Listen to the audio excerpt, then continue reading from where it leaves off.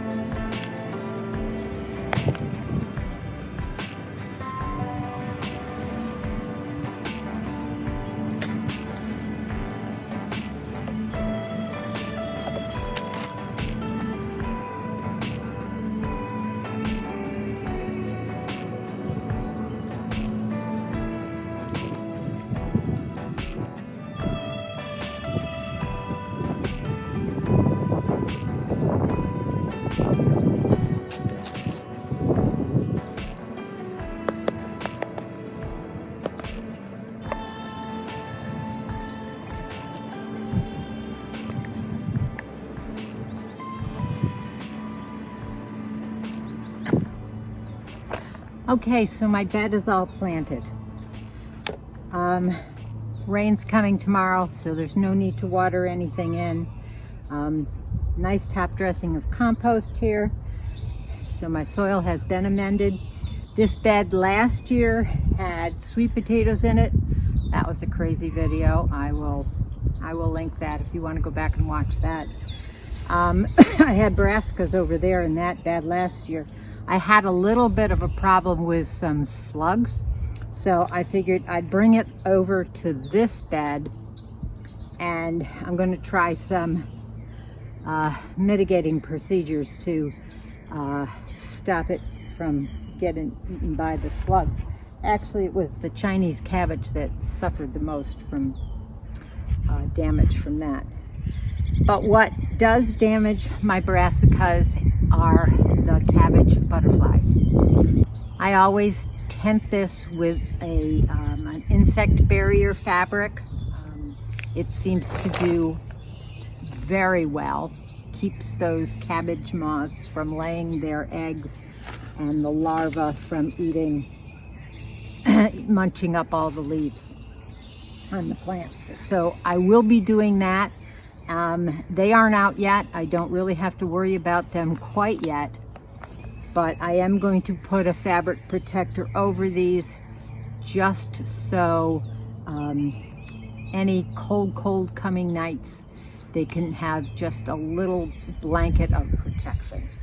So I'm going to go and do that now, and we'll be back. Here we have the floating row cover, or ag fabric. I had to piece a few together here, but it is a lower tunnel to accommodate my smaller plants, as you can see. And as they get taller, I am going to use these larger hoops and reposition them over here, because these plants are going to get at least 18 and upwards of 2 feet tall. And this tunnel is not quite tall enough. There is my row cover over my brassicas to stop the cabbage moth from laying their eggs and the larvae then eating up all of my brassicas. And this always does a pretty good job for me in most years. So I've also put down a product, I think it's called Sluggo, because I had problems with slugs eating the Chinese cabbage.